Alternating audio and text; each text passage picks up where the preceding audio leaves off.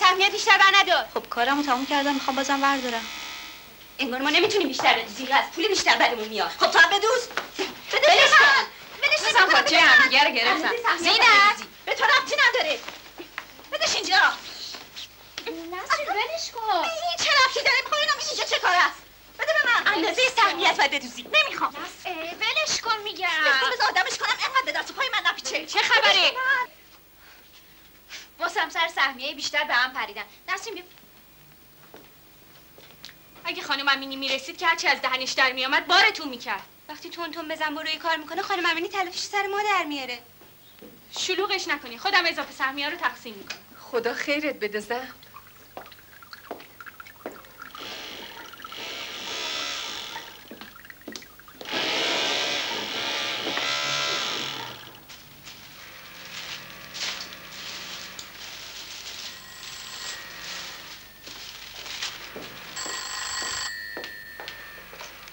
الو؟ بله؟ گوشی؟ عالیه، بدو زود بهش برس.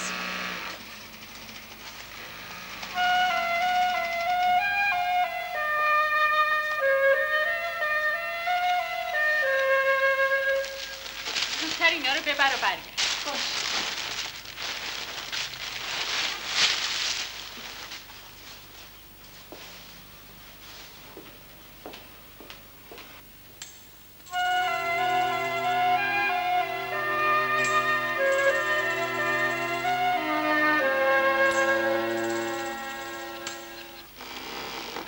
اگه میشه فردا 2-3 ساعت دیرتر بیام.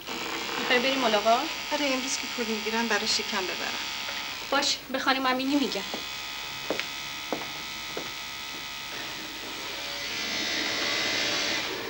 تو هم هر چند وقت یه بار جیره دعوا داری؟ مجبورم بیشتر بریزم. وگرنه کی خوشش میاد اعصاب و چشمشو پای این چرخ از بین ببره. آخه اگه خانم امینی چند بار ایراد بگیره و پیله کنه همین کارم از چنگت در میاد. کاش بار کسی رو دوشم نبود.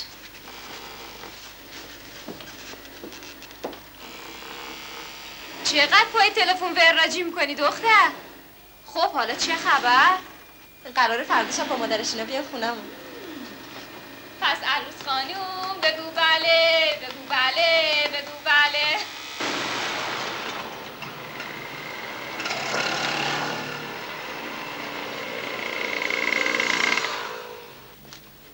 سلام. سلام، خسته نباشی.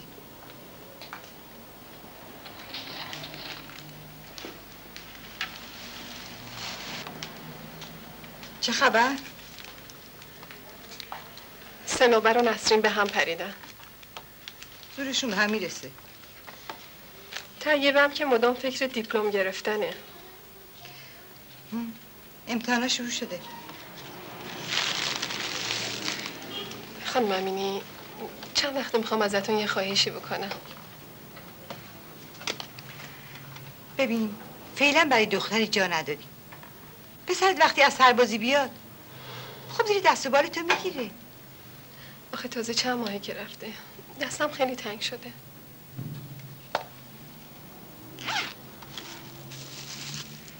بده به زینت، بگو سیتاس.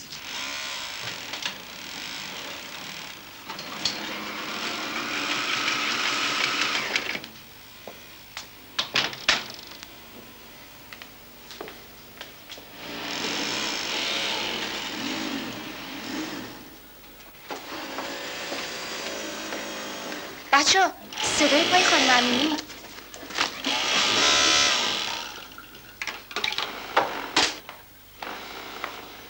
سلام.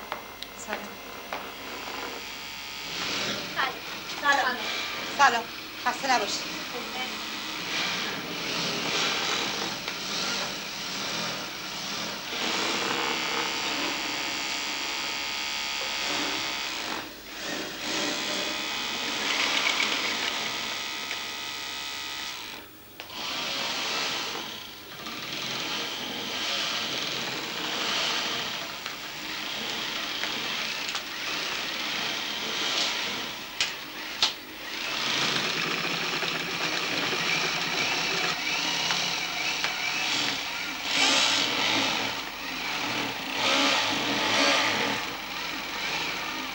حواست نبوده زیگزاگ رد کردی.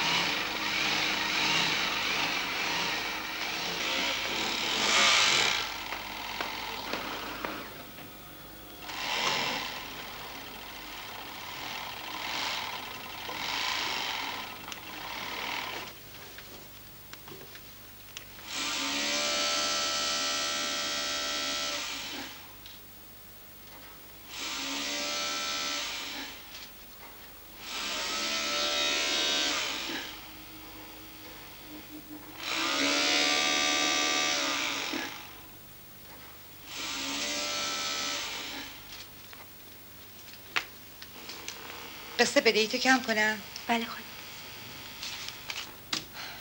هنوز خیلی بدهکاری. میدونم خانم. خب طوری نیست، اما دیگه تو کارگاه دعوا رو ننداز. من از کسی که درد سر درست کنه خوشم نمیاد، هرچند کارش خوب باشه.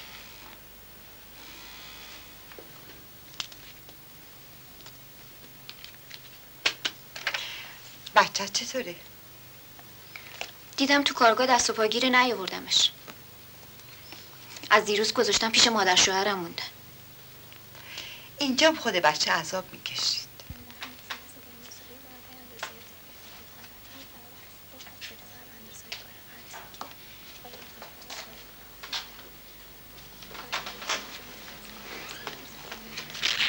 نمیبری؟ منتظرم بابام بیاد. تو برو. هر دفعه مجبوری بری ملاقات شوهرت؟ صبح زود میرم و برمیگردم. آدم شرور هم برای خودش درد سر درست میکنه، هم بقیه رو به آتش خودش میسوزونه. تقصیر نداشت. صاحبخونه‌تون راضی شد اضافه کرایه بدی و بشینی؟ پاشو کرده توی کفش که پسرم میخواد عروسی کنه. خب مبارکش باشه. دروغ میگه. اون میخواد ما رو آلاخون والاخون کنه. گناه نکرده که اتاقش رو اجاره داده. نسرین، بچه‌های داداشت اومدن.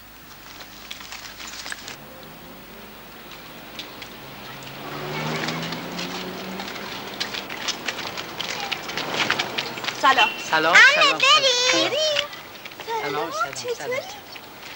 خب بریم. بده بریم. مرسی.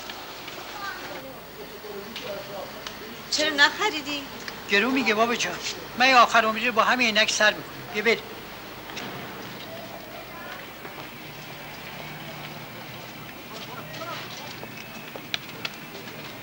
چند نفری؟ خودم و 2 تا بچه و مادر شوهرم. یه اتاقم باشه بسه. آقاتون کجاست؟ مسافرتم. هر وقت از مسافرت اومد بیاین اینجا. ما با زن جماعت معامله نمی‌کنیم. برای چی آخه؟ نداریم خانم، نداریم.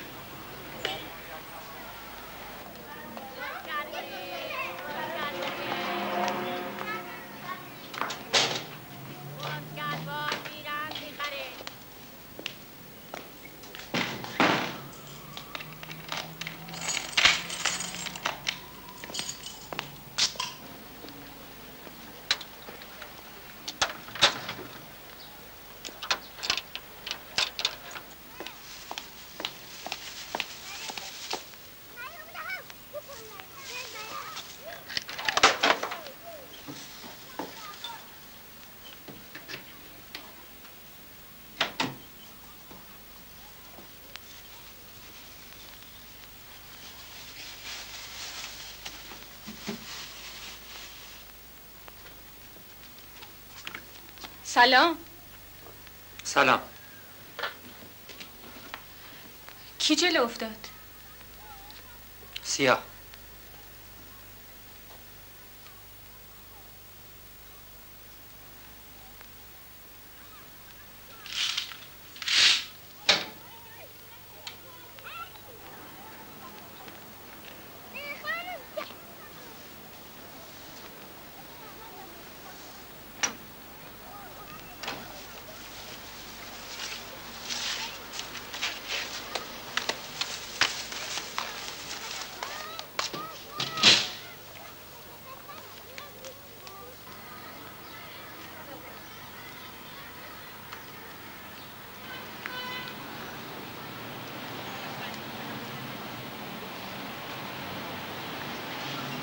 به نظر تو کدوم یکی از اینا برای پیرانی قشنگه؟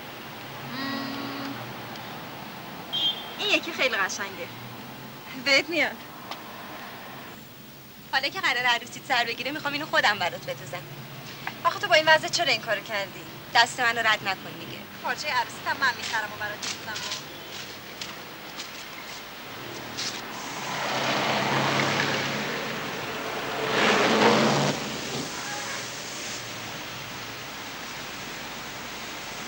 چرا ازش در میری؟ مگه نیومد خواستگاری؟ اگه من عروسی کنم کی به مادر و خواهرم برسه؟ خداحافظ.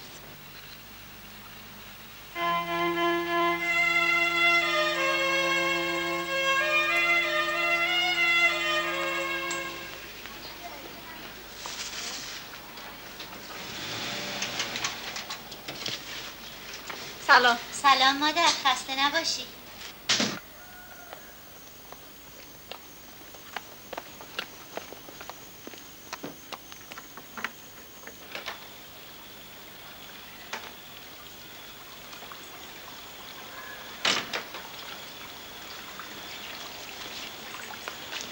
سلام مادر جون. علیکم سلام مادر. سلام.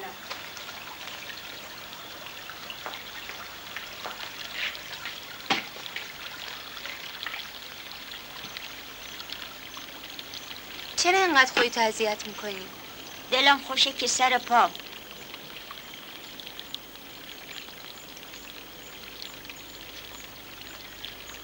کرایه خونه رو دادی؟ فردا صبح سر راه میبرم میدمش.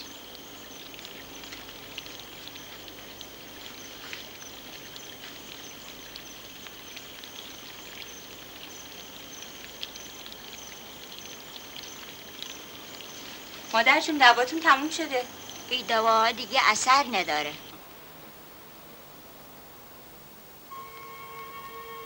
چراغ خاموش کن. چشم بابا.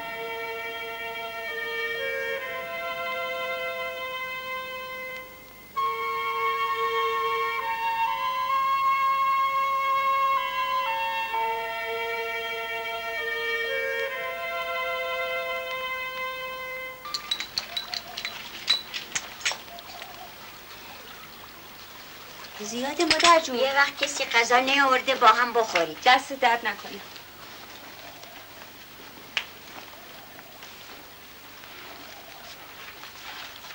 زودتر بیا با مادر بزرگ بریم دکتر.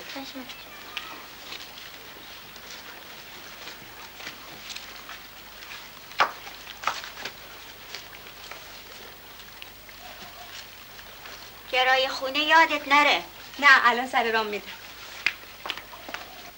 میبخشید 2 روز دیر شد. انشالله ماه بعدی 2 روز زودتر میشه. خدافظ.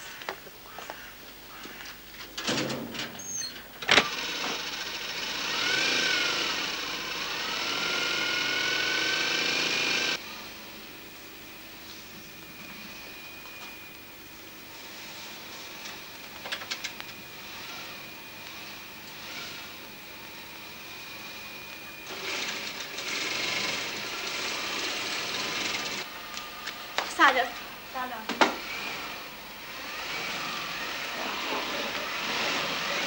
دیشب بیدار موندی؟ آخه امشب امتحان دارم.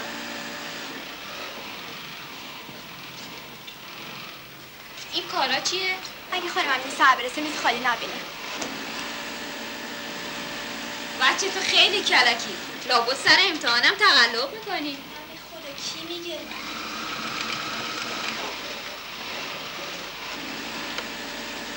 امتحانه چطور شد؟ با اون وقت خوندنم نمیدونم باید. بازم زن بابات برات تیکه اومده بود؟ اون که عادتشه. اما بالاخره میخونم. خودم از این وضع نجات میدم. کاش منم دل خوش تو رو داشتم. خب تو هم بخون. ای بابا.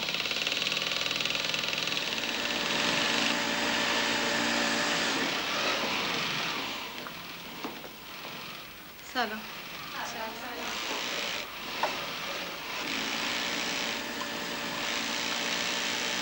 چته؟ فقط خستم.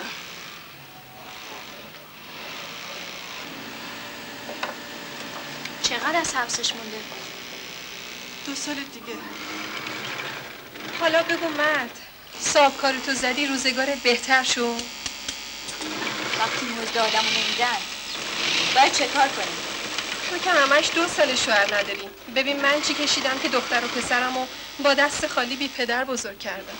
تو که شوهرت از دستت به جون اومد گذاشته تا در رفت. اما این شوهرش واسه رزق و روزی زن و بچهش دعوا کرده. خودت چی که شوهرت سال به سال از دستت فراری کوه و بیابونه؟ خوبه اون جون میکنه تو بیابوناش اگه شوفری مردمو میکنه تا نون ما رو در بیاره.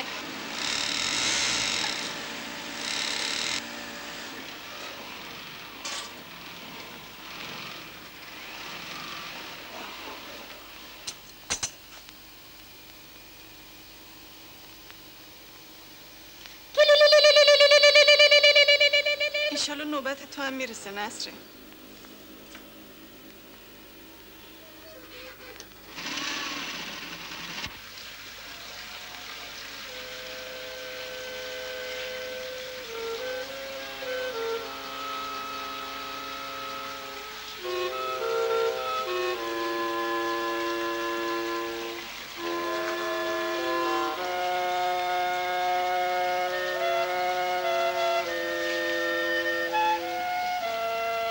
$5000 برای شهرستان سفارش گرفتم.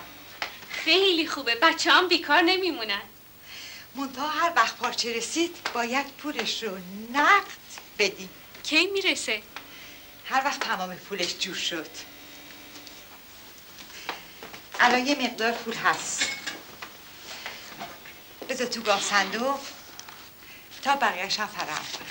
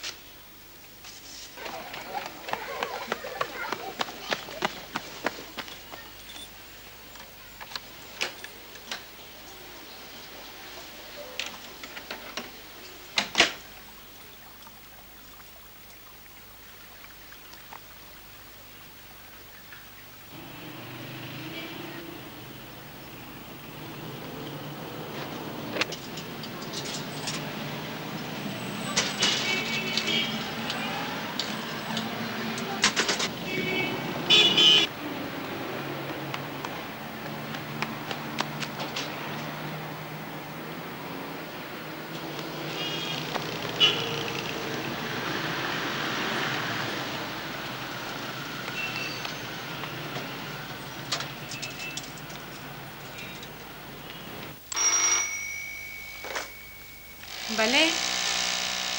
گوشی.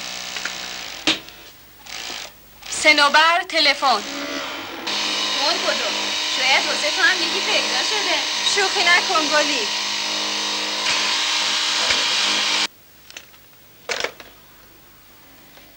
چته؟ باید برم. مادرم بدحال شده. میخوای همراهت بیام؟ نه.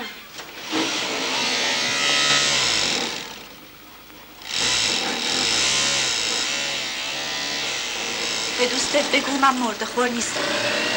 اگرم زور میزنم و بیشتر جون میکنم به خاطر 6 تا دهنه دیگه است. دلخور نشو. بالاخره یکی باید بدوزه. من که نمیدوزم.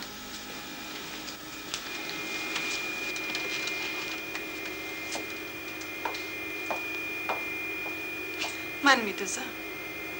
چند تاشم بده من. بالاخره یه خرجی توش در میاد.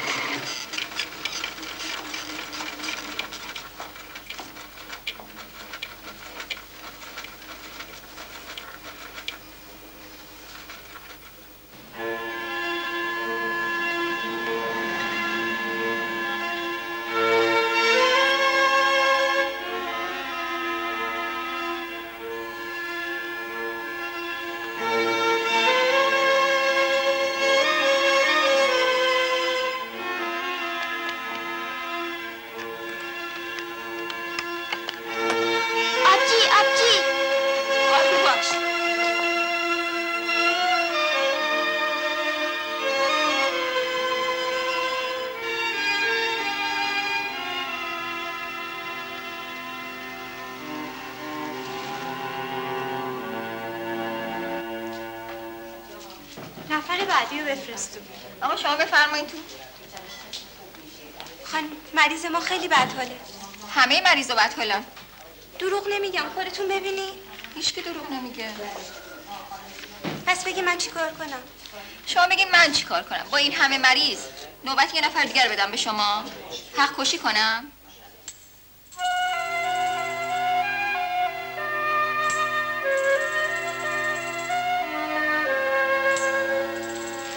زود بگو زود. امشب میام خونمون. اگه فردا بدون شیرینی بیای اینجا سرتو میذارم زیر قیچی برقی صاف میبرم.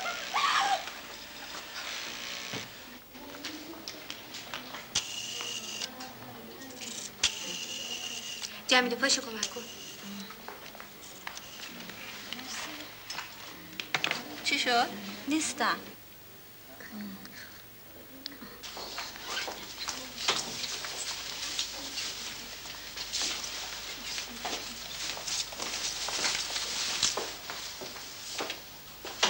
مادرتونه؟ نه خیر. مادر بزرگمه. باید هر چه زودتر عمل بشه. یعنی تا کی؟ امروز بهتر از فردا. من مجوزشو می‌نویسم فوری بستریش کنید. فردا صبح خودم عمل میکنم. پولش چقدر میشه؟ از بیمارستان بپرس چون عمل سنگینی مخارجش هم بالاست. ولی الان دستم خالیه دکتر. من مجوزشو می‌نویسم به محض اینکه پولتون فراهم کردین فوری بستریش کنید.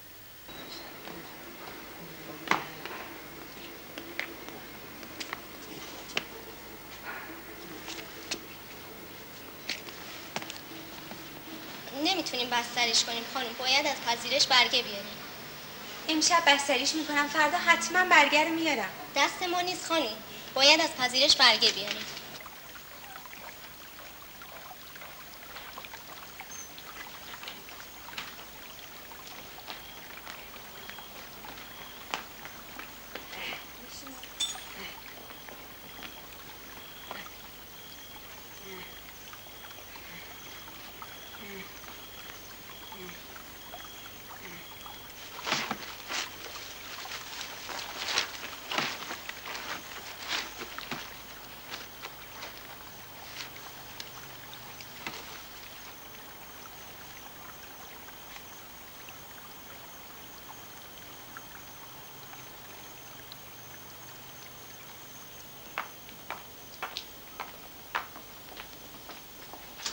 خوش آمدید.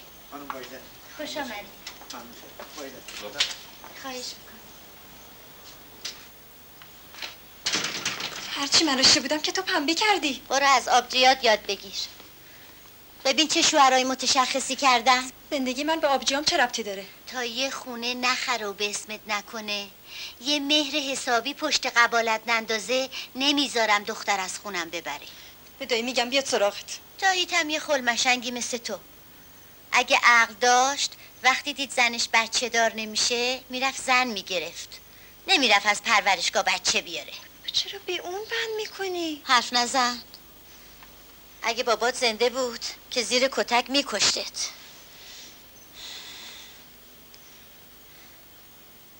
یه جون بکن، دختر بزرگ کن، اون وقت تو رود وایسه، جوابتم بده. خیلی خوب، حرفمو پس گرفتم. اگه تو بری من تنهایی چی کار کنم؟ اون دوتا خواهرات که هر کدوم به یه شهر و دیاری رفتن.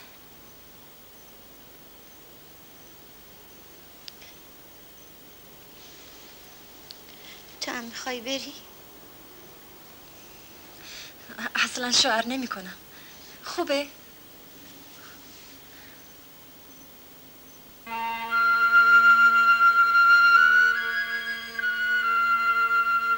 خرج عمل خیلی گرونه. چه کار کنیم خانم؟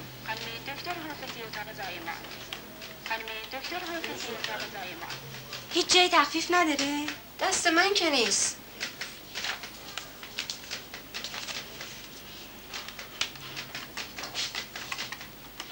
میدونم که بدهکارم، ولی راستش جای دیگه امید ندارم.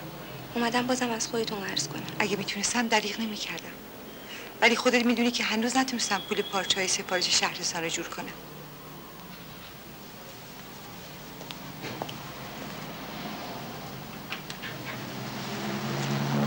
دایی اگه بهتون نگم پس به کی بگم؟ امشب بیا خونم. مادرم رو حرف تو چیزی نمیگه. سلام. سلام، چه خبر؟ اومدم بگم چند روزی گرفتم. حواست باشه خدا خیرت بده. سلام. حال مادرت چطوره؟ واسه عملش دنبال پولم. به خانم امینی بگو. گفتم فایده نکرد. به خدا حاضر بودم بده تا از این گرفتاری نجات پیدا کنم. بعد تمام روز تو کارگاه کار کنم.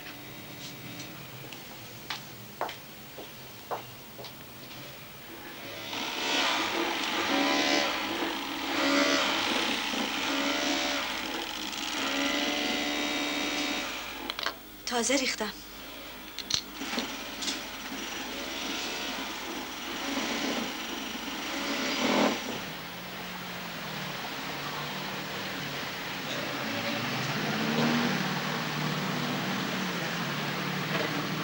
سلام. اومدم بپرسم میشه پولو به اقساط بدم؟ در این مورد باید رئیس بیمارستان دستور بده. آقای دکتر محمدزاده اتاق عمل.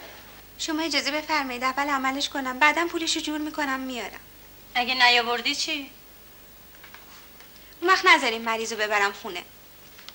اومد یه سال طول کشید شما پول فراهم نکرد نیاوردین. مریض شما من مخارجی سنگین‌تر میشه. پس یه راهی پیش پای من بذاری. من راهی به فکرم نمیرسه.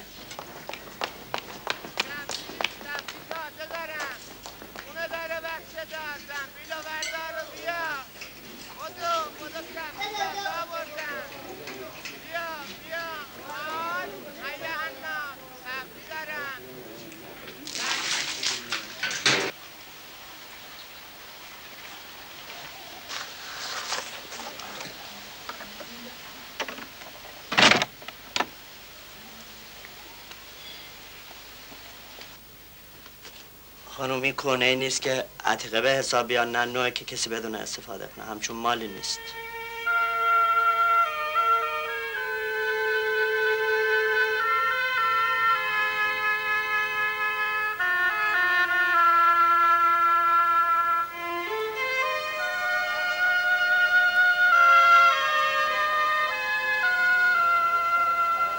این که خیلی کمه.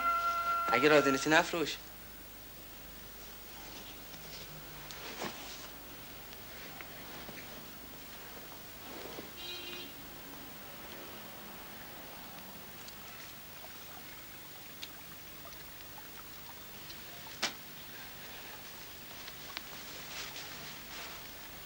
آبجی کجا؟ خودم هم نمیدونم.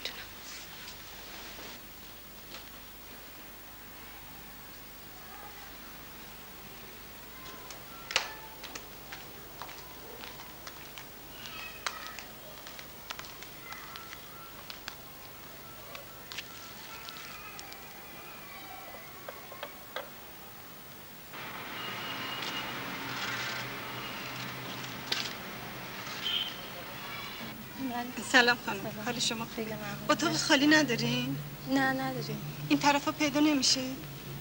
نمیدونم.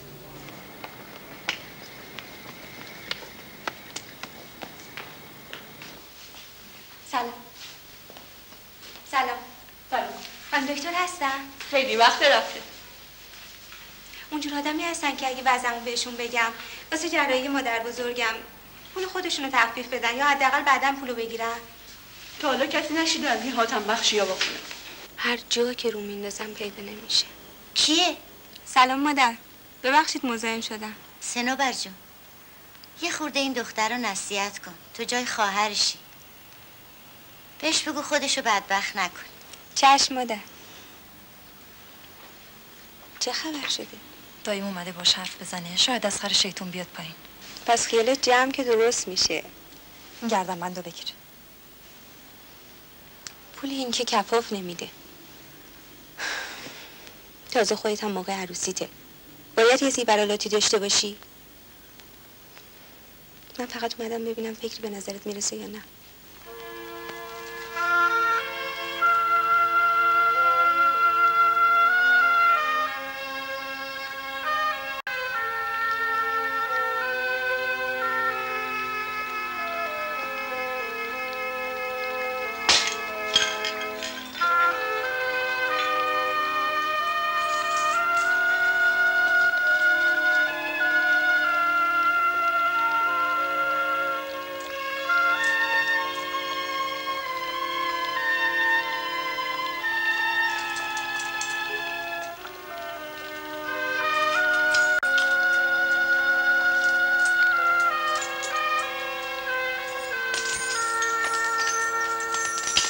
چرا نمیگیری بخوابی؟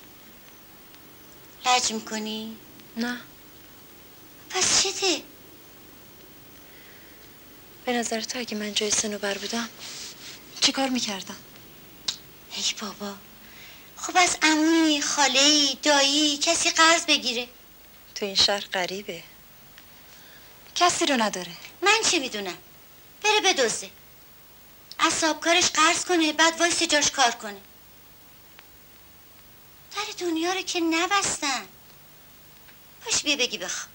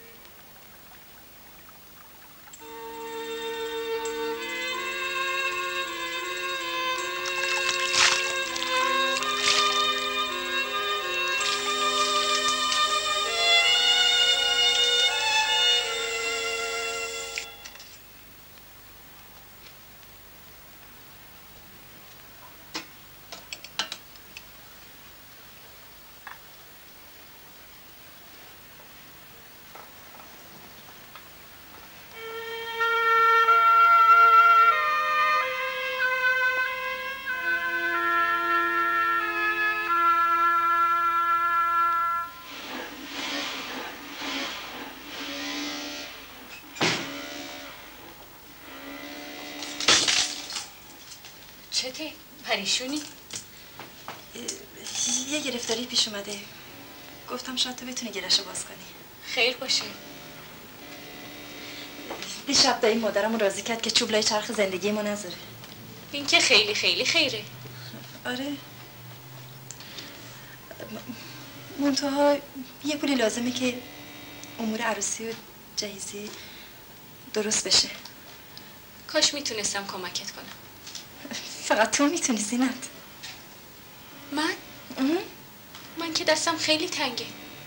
خودت که میدونی شوهرم چند سالیه سر کار نرفته. به خاک بچه‌م قسم ندارم. صندوق کارگاه بده. عقلت سر جاشه؟ فکرامو خوب کردم. شبا میمونم کار میکنم. پول زود بر میگردونم. اگه خانم امینی بفهمه هر دومون رسوا میشیم. میدونم. ولی احتیاج دارم. تازه اگه خانم امینی بگه باید فوری پولای پارچه رو بدی. پولو زودتر میرسونم. عقلت پاره سنگ میبره. برو بچسب کارت. زینت گفتم برو سر کارت.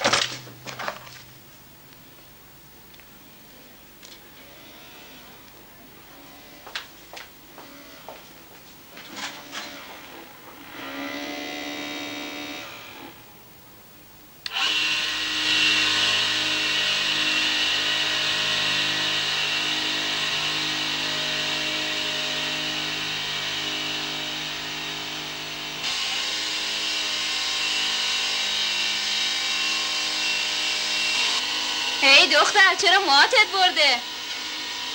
هی میگم چرا موهاتت برده؟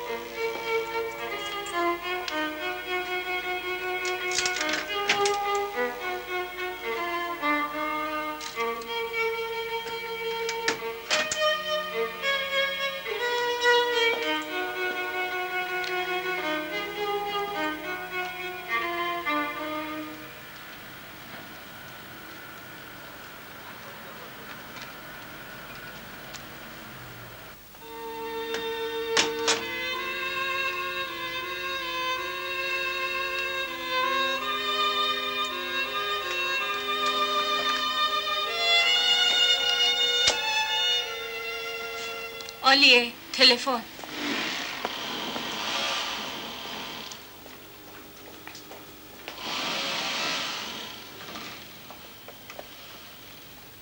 چقدر میخوای؟ ها؟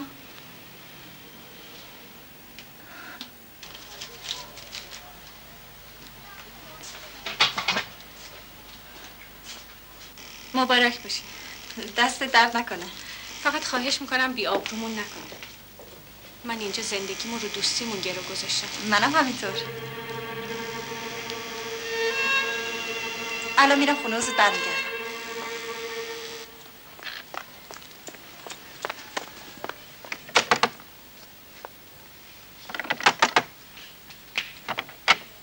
سلام. سلام. صنوبر خونه است؟ نه. این بستر بده به صنوبر. بگو عالیه گفت از پسنداز مادرم برداشتم. به کسی هم حرفی نزن. عالیه دیگه چی گفت؟ گفت از مادرم گرفتم. بهش کس هم حرفی نزن.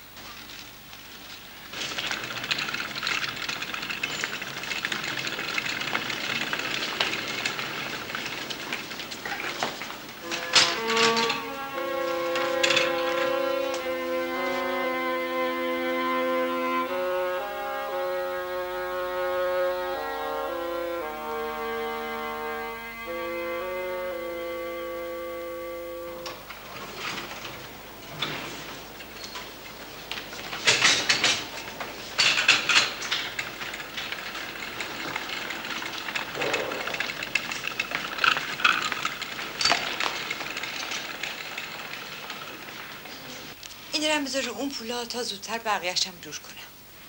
باشه.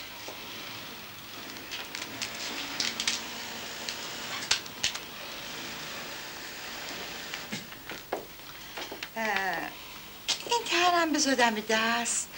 برای سفارش‌های مخصوص لازم داری. خیلی خوب.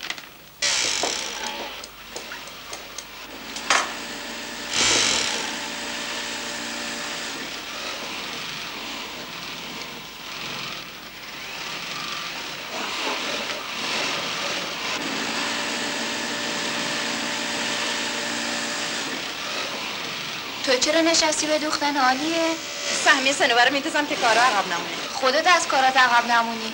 نترس.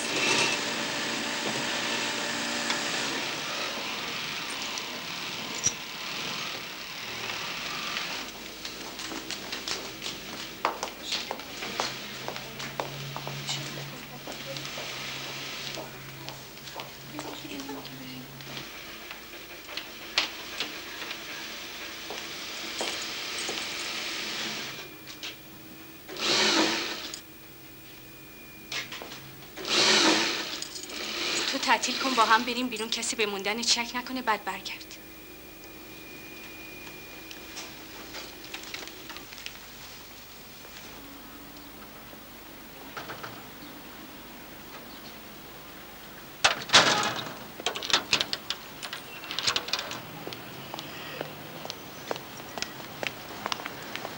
صبح زود بیا در رو واکن، بچه ها پشت در نمونن. باشه.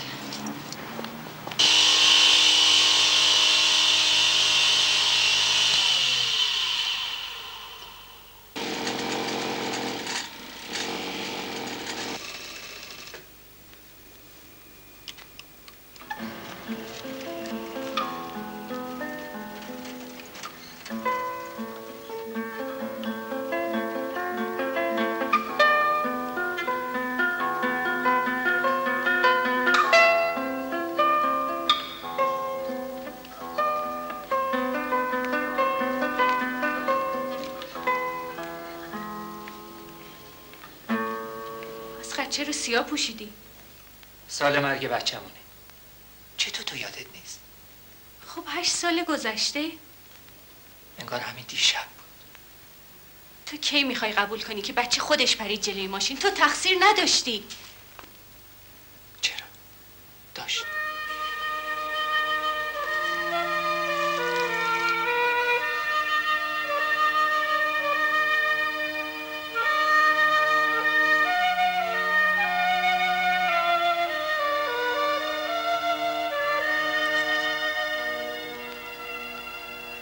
حالت خوبه؟ خب حالا مطمئن شدین؟ پس خواهرتو زود ببر و برگرد. من میخوام بمونم. اصلا نباید تو بخش میومدی. این خودش برا ما مسئولیت داره. فقط خواهر بزرگت میتونه بمونه. بیا بریم.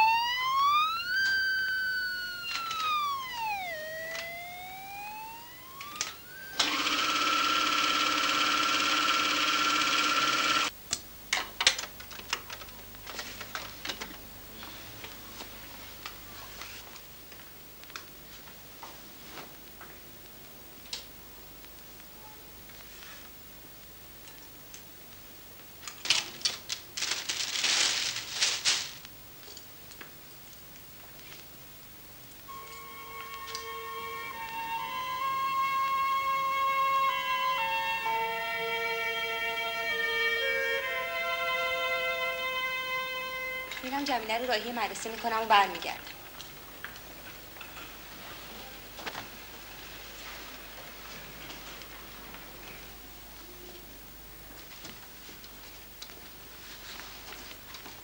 چرا امروز زود میری؟ کار دارم. تند نرو. ماشینا رو بپا. باشه. چند تا؟ 3 جی. خانم میشه حالا که صنوبر نیست دختر من جاش بیاد؟ چند روز دیگه که صنوبر برمیگرده اون وقت چی؟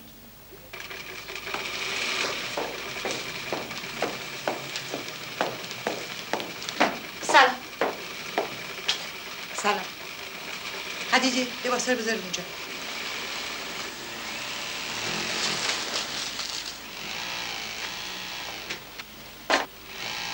این چه جور اتو کردنی گلی خانم؟ کی؟ من؟ پس من؟ ببخشید خانم امینی، درستشون میکنم. اینجوری آبرون پیش مشتری میگیره.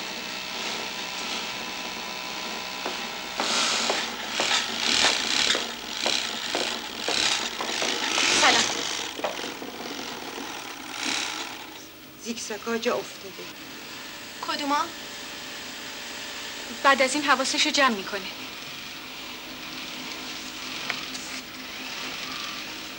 پس حواس پرتیت به خاطر اینه؟ نه به خدا، این اصلا خودش همینجوری اینجا بود. بذار تو ساک وسایل طیبه. زینت بیدو دفتر کارت داره.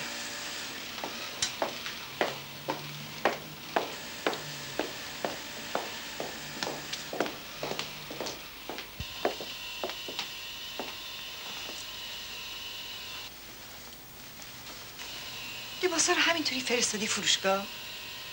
مشتری لباسو برداشتید و توش ناجوره. بله خانم.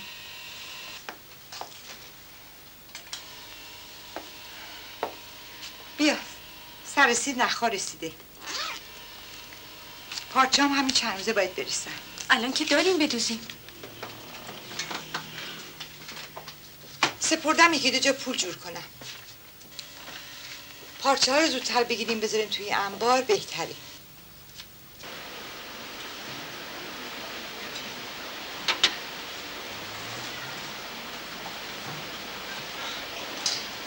سلام.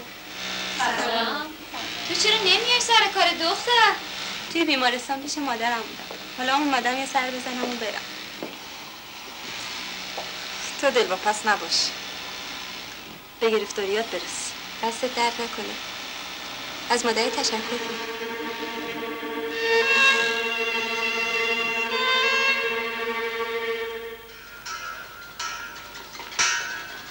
آبچی نذاشتم برم پیش مادر جون.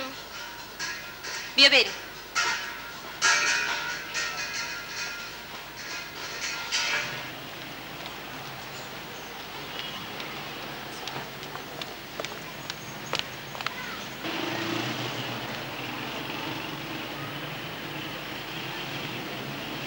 من میرم خونه زود برمیگردم. چرا؟ تو تنهایی نمیتونی پولو برسونی. الان دیگه پای منم گیره. ما هر دو کاری کردیم که باید پاش وایسید.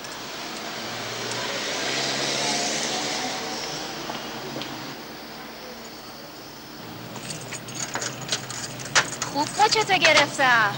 گلی برگشتی اینجا چیکار کنی؟ خوبیت نداره با نامزد اینجا قرار مدار بذاری.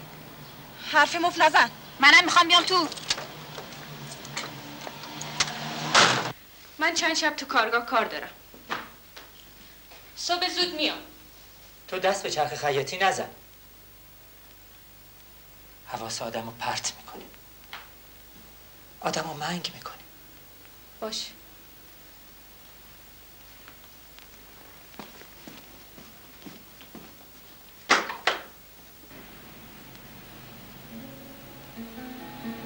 اتاق خالی نداری؟ نه خیلی نداری. با این پول خانم یه لونه هم اجاره نمیدم. ببخشید.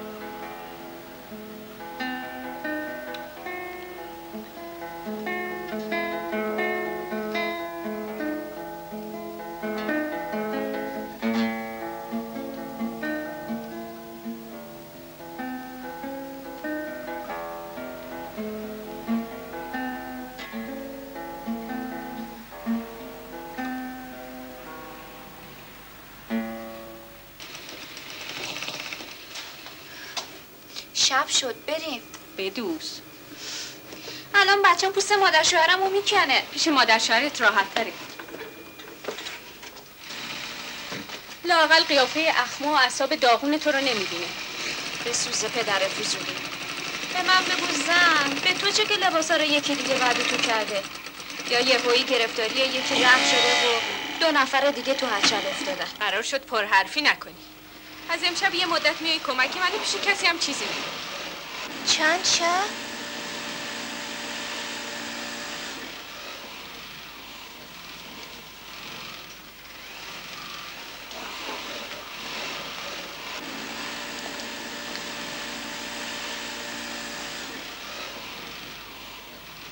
یه وقت دیدی شوهرم از بیابون برمیگرده با کمربند میفته به جونم شل و پلم میکنه ها. که از کتک بدت نمیاد.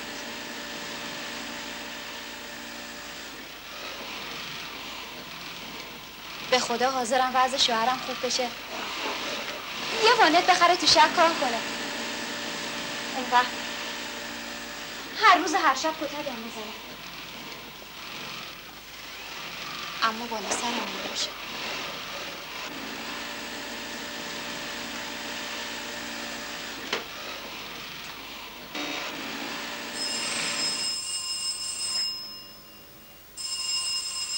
خدا کنه خدیجه چیزی به خانم امینی نگفته باشه. مگه خبر داره؟ اون همه خبرها رو بو میکشه. برای اینکه یه جای خالی واسه دخترش پیدا بشه هر جور پشتک و وارویی میزنه. سلام مادر. خب زینت خانم، دخترم کجاست؟ بفرمایید تو. اون پسره کجاست؟ خجالت داره. نمیتونین قایمش کنی.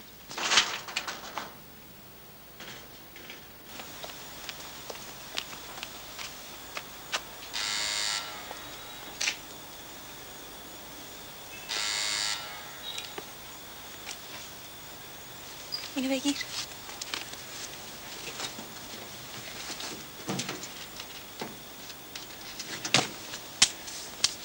نیستم. بیا بریم خونه خودمون. نمیام. بیا نترس. نمیام. بیا نترس. ترس نداره. بیا بریم. مادر باشه برو خونه. ما امشب تا صبح کار میکنیم. برم خونه که تا طلوع چشم به در سفید شه. پس یه کمکی به ما بکن.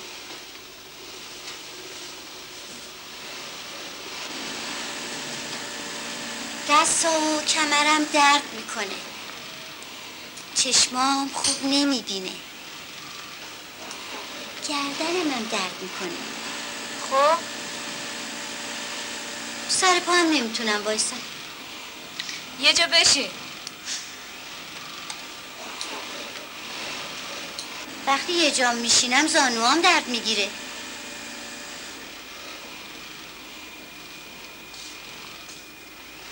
اعصابم هم خرابه. از سر و صدای چرخ گوشام درد میگیره.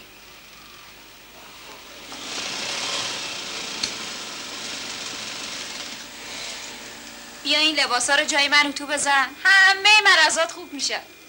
بذار راحت باشه. آخه اینطوری که حوصله‌اش سر میره. تا یه چایی تازه دم کنم تا هم دست به کار شما مادر. عالی هم به من کمک میکنه. یه قرضی دارم باید زودتر بدم. بیا مادر بیا.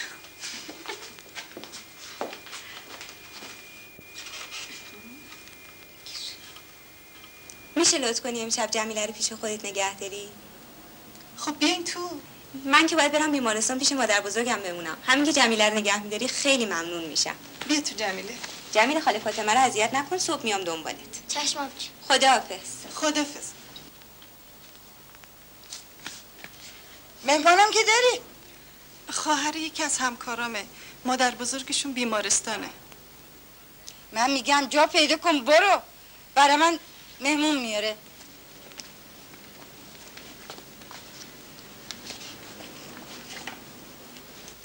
سلام. مادر شوهرمه بشه.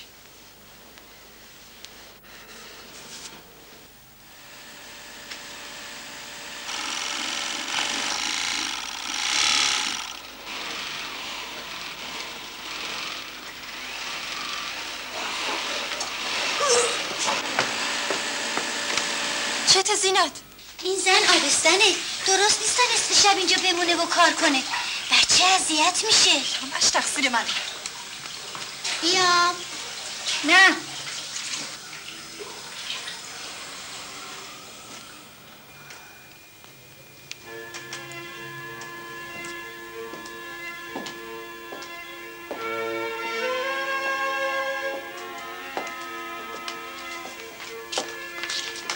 چند وقتته؟ نمیدونم. تازگی حالم به هم میخوره.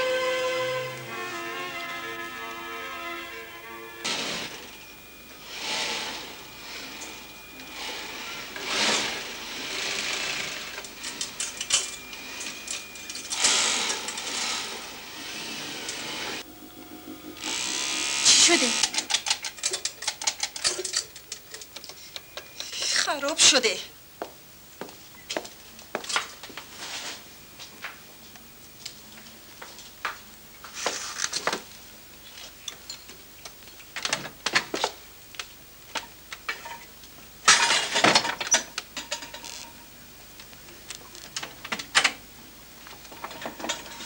باید تعمیرکار بیاریم. مغازه‌شو بلدی؟ آره اما الان تعطیله. بریم در خونه‌اش. خونه‌شو بلد نیستم. اگه فردا هم بیاد به خانم امینی میگه شب ما اینجا بودیم. چرخ که خراب باشه بازم فردا قضیه ما لو میره. بهتره بریم سراغ یه نفر دیگه. کسی رو سراغ داری؟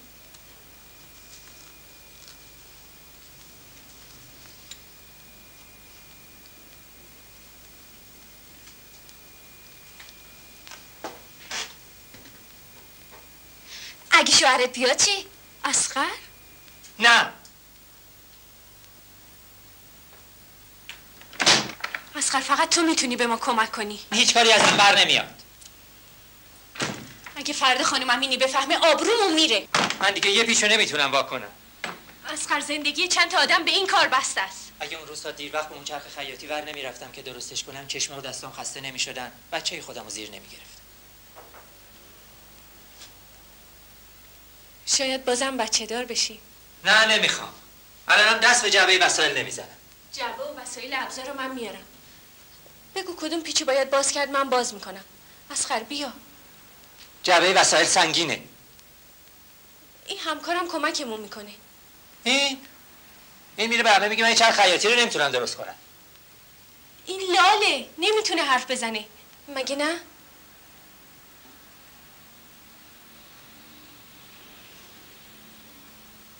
دیدی؟ نمیتونه به کسی چیزی بگه. جعبه وسایل کجاست؟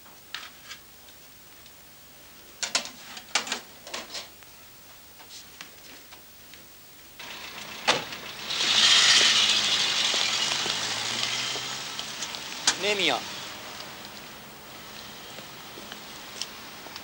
چرا؟ اگه نتونستم همه به من میخندن.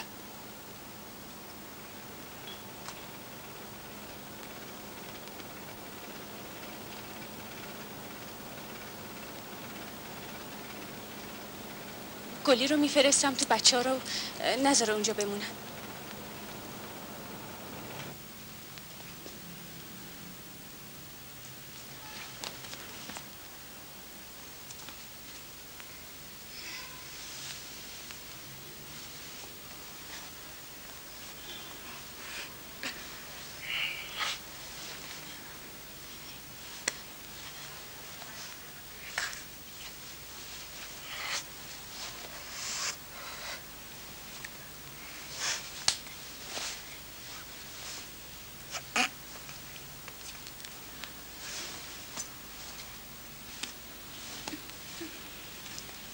چته؟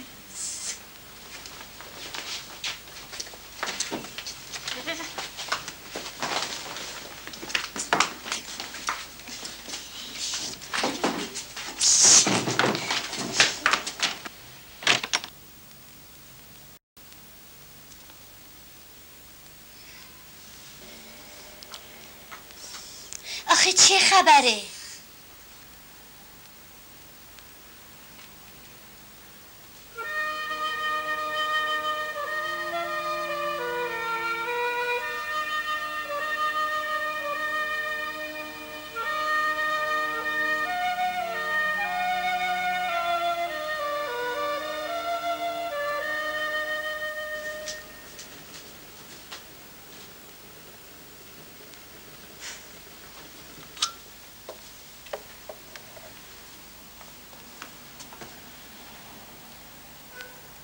پیچا ریزن. چشام نمیبینم. پیچای ریزو بده من واکنم.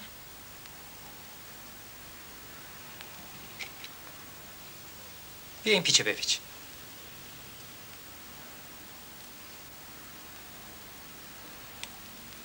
نه اینجوری نه. بده من ببینم.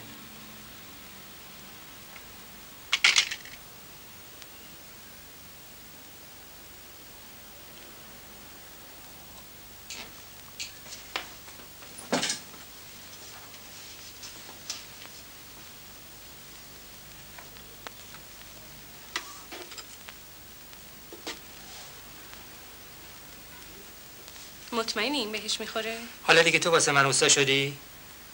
خودم بلدم چیکار کنم.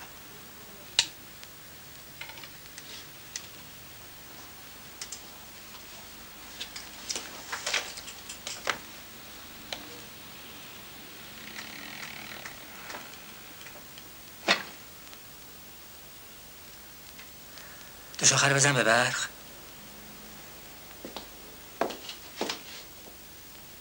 برق نگیرتت. خدا کنه بگیره و منو بکشه تا از جهنم این عذاب راحت شم. ولی من دوست ندارم بچم بی پدر بشه. چی؟ بزن به برق.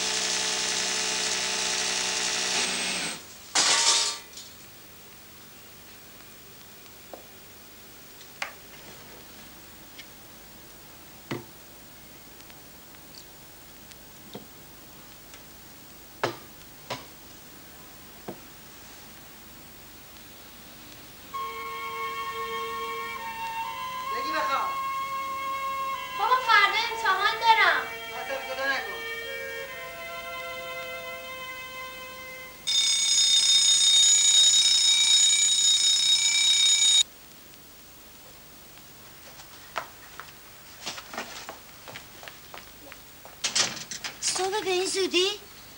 پس شب نمون سر کار. باید بمونم. اومدی دیدی که خبری هم نبود. نترس.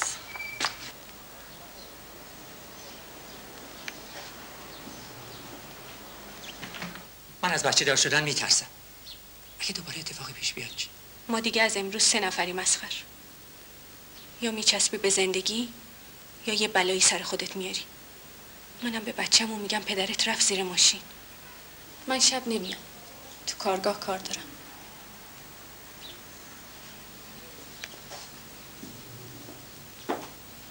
بازم بهش بگو. مادر جون هر روز میگم.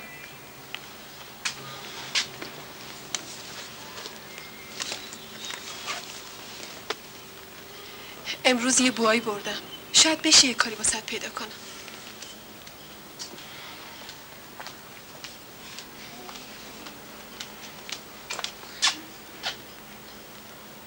صبر کن.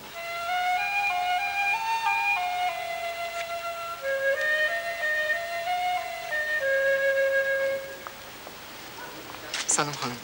سلام. یه عرض کوچیکی داشتم. بله.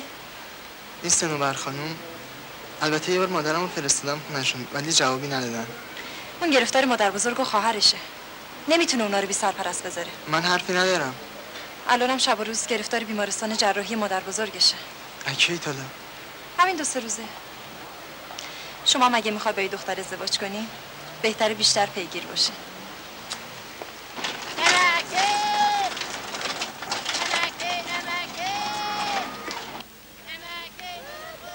چی شده؟ دیشب به خاطر موندن من صابخونه‌شون دعوا رو انداخت.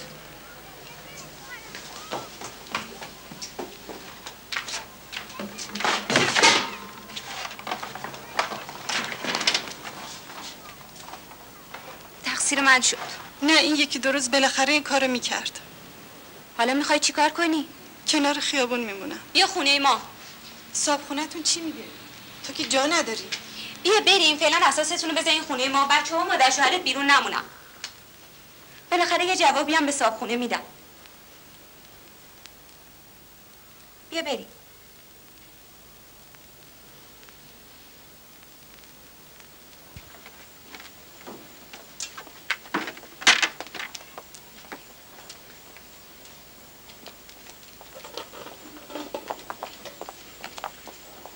صنوبر خانم ایشون کی باشن؟ مهمونم.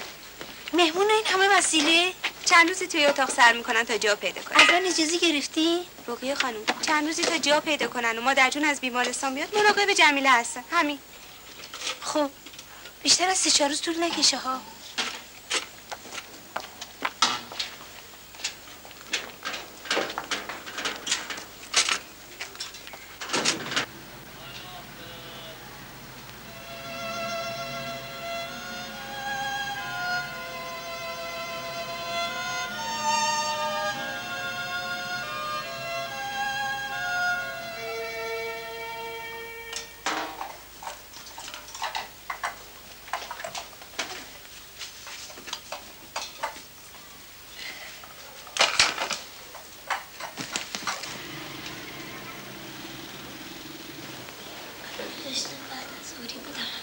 سلام. اینا رو کی آورده؟ چرا به فکر خودت نیستی؟ بازم با مادرش اینجا بود. کی میخوای سر سامون بگیری؟ به پای ما نسوز. آروم باشید مادر جون. خسته میشیم. استراحت کن. سلام.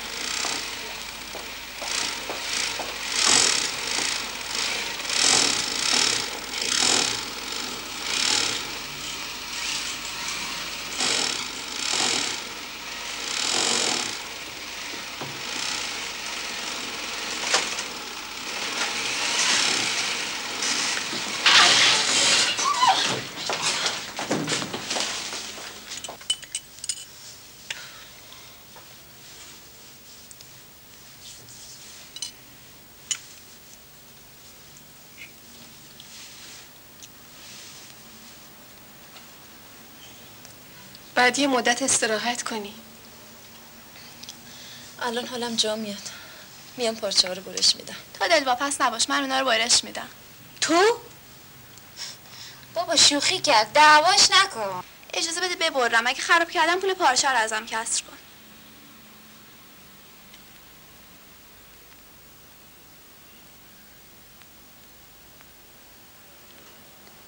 باش.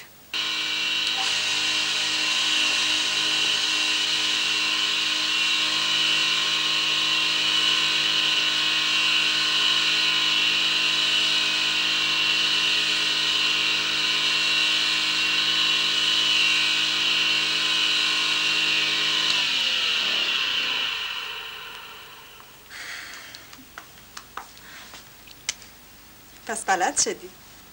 خوبه. حالا دیگه راحت میتونی بری سر خونه زندگی تازه‌ات. من نمیخوام اینجا کار کنم، میخوام درسمو بخونم تا از این وضع و مریضی و بدبختی و این کار رو از دست این بابا و زن بابا راحت بشم.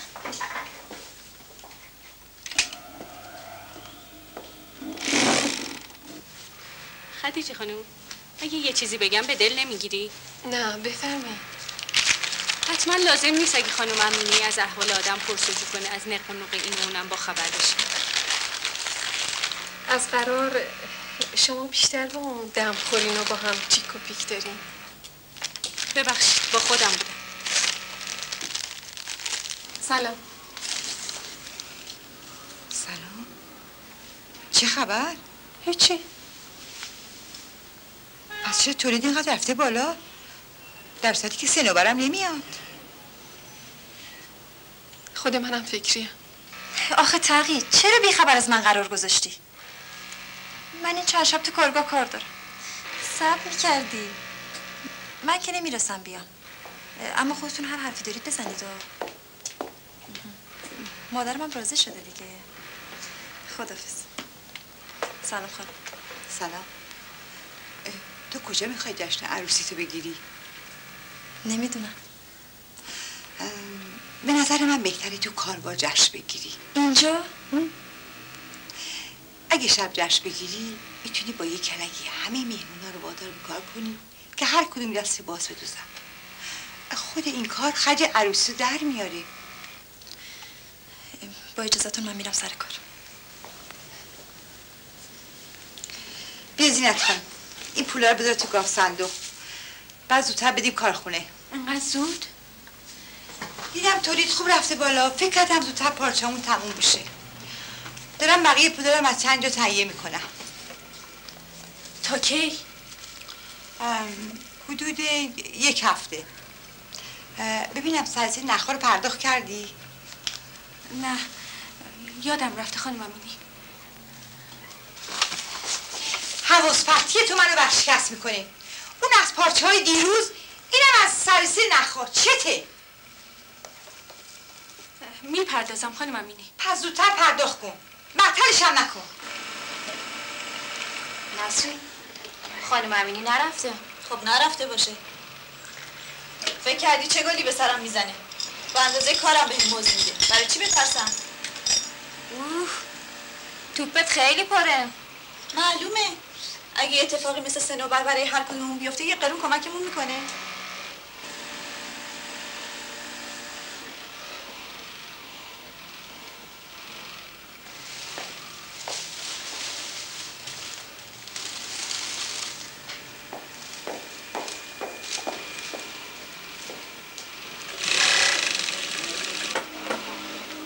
این که چند برابر سهم منه. اندازه یه هفته میشه. یه روزه بدوز پولش از من طلبکار میشه. باشه. میمونم همشو میدوزم. پولش هم نمیخوام. میدونم برای چه کاری. انشالله برای جهیزیه عروسیت خودم دست بالا میزنم. من برای عوض کار نمیکنم. با اون 4 تا بچه داداش خدا بیامرزم که به فکر عروسی.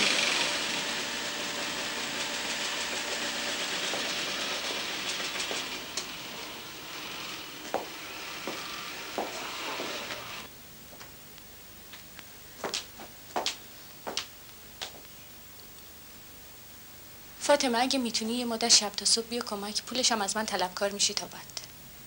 من باید برم خونه سنوبر به جمیله و بچه‌م و مادر شوهرم. مادر شوهرت به بچه ها میرسه. من باید به اونا برسم. اگه خانم امینی بفهمه هممونو بیرون میکنه. خود سنوبرم خبر داره؟ مگه فرقی هم میکنه؟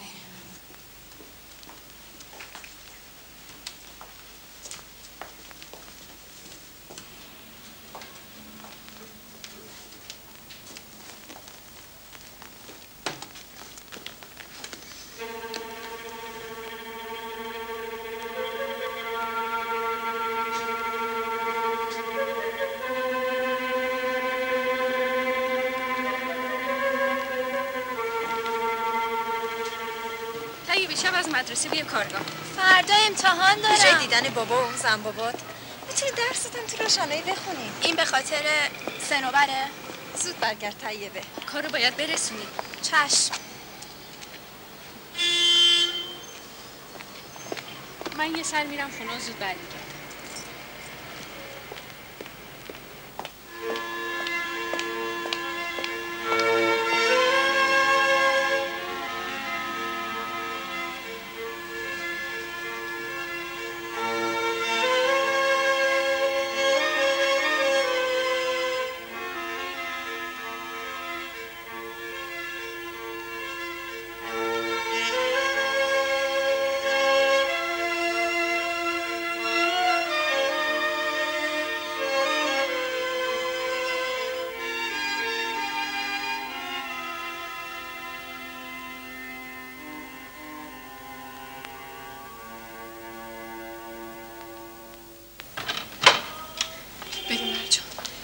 من امشب مچ اینا رو وا میکنم. از فردا کارت درست میشه. پول از کجا جور کردی؟ مادر عالیه داد. پس برو یه تشکرم ازش بکن. امشب یه سر رام بهش میزنم. یه گل شیرینی هم ببر که پول ندی بخریم. چشم.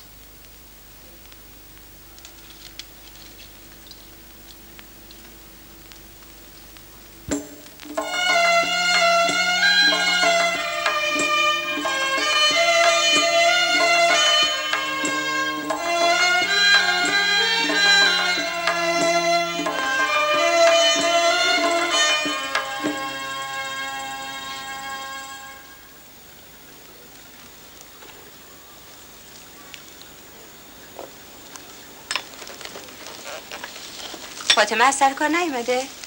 خاله گفت تا صبح جا کار داره خونه نمیاد. نگفت کجا؟ نه.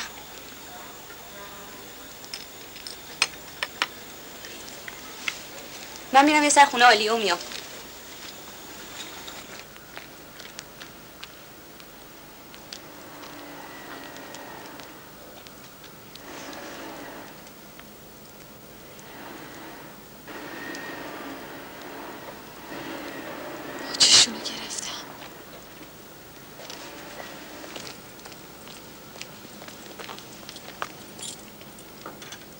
میخوای چی کار کنی؟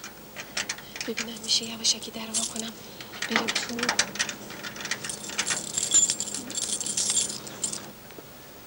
خانم اینجا چی کار داری؟ اینجا کارگاه همونه سرکار. در باز کن ببینم.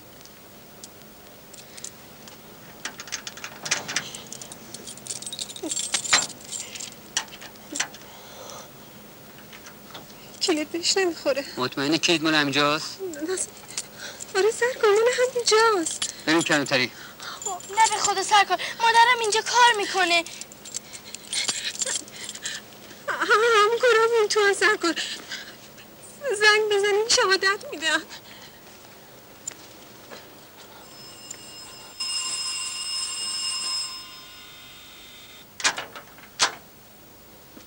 چی شده؟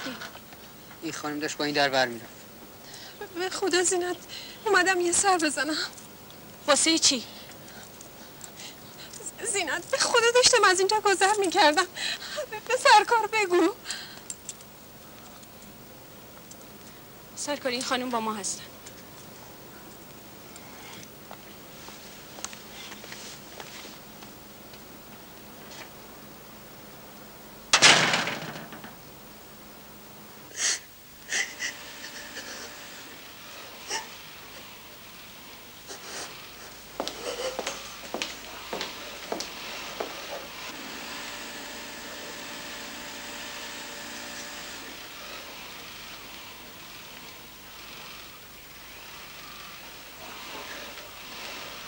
خیلی خوب.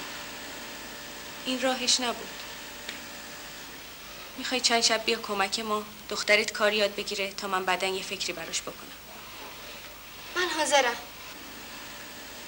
پس بیا بریم لباسا رو تا بزن. مزدمونو که میده؟ از من طلبکار میشی. تا چند وقت دیگه بهت میدم.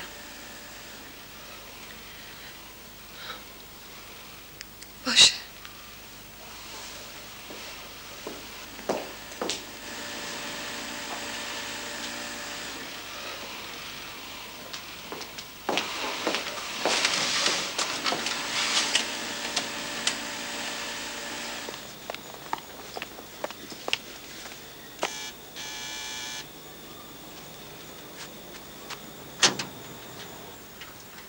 سلام مادر.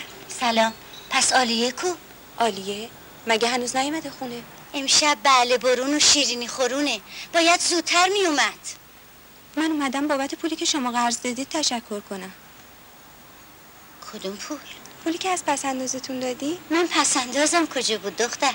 آلیه کجا؟ شبا تو کارگاه کار میکنه. نمیدونم چی شده، چه اتفاقی افتاده، چه کسری دارم. زینت بدهکاری داره، نمیدونم والا. امشبم قراره داییش با نامزدش و پدر مادرش بیان اینجا. الان میرم میارمش.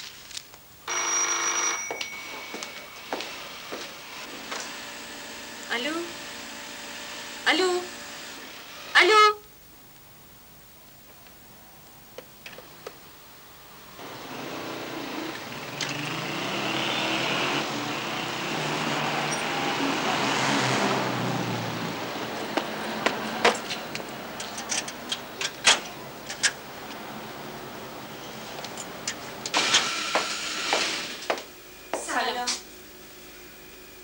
سلام.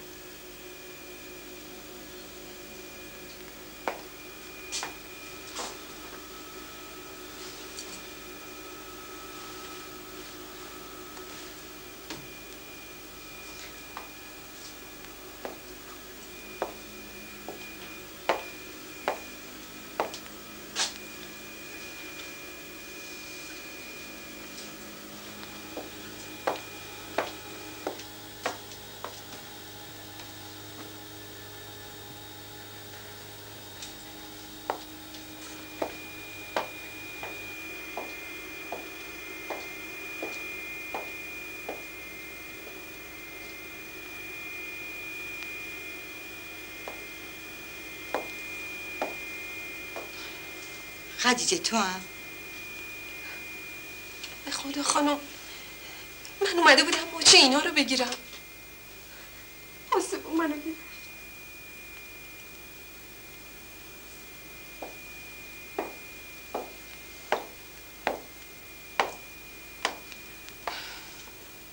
زینت صبح بیا فروشگاه. حالا همه تعطیل کنن و برن. به خدا خانم من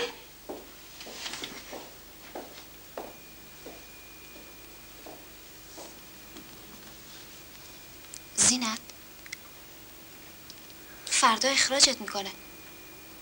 شاید. میخوای چیکار کنی؟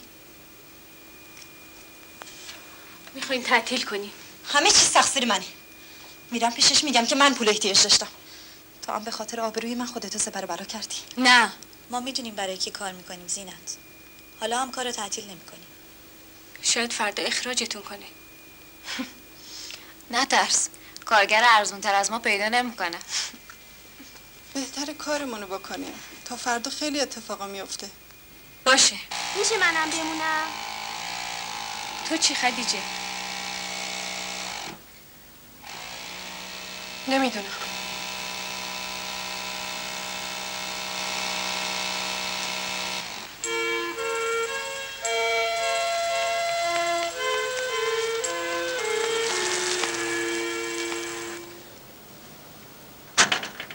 سلام. سلام، بیا تو.